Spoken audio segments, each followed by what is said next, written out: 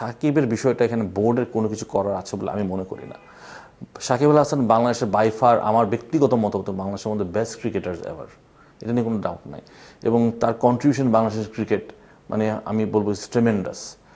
সে বাংলাদেশের ক্রিকেট একজন লেজেন্ড এবং সেই সম্মানটা তার পাওয়া উচিত অ্যাজ এ ক্রিকেটার।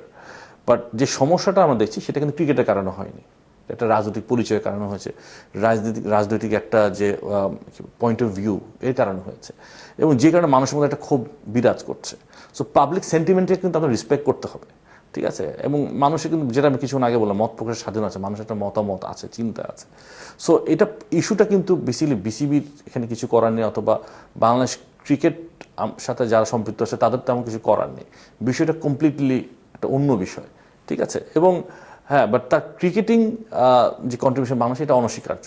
বাট সমস্যাটা হচ্ছে যে খুব মানে এটা খুব জটিল সমস্যা আমি বলবো না, কারণ সমস্যা মোটামুটি ক্লিয়ার যে বেসিক্যালি এটা মানুষের মধ্যে একটা পাবলিক সেন্টিমেন্ট কাজ করে, ঠিক আছে? এটার প্রতি একটা সম্মান জানানো আমাদের বিষয় আছে, ঠিক আছে?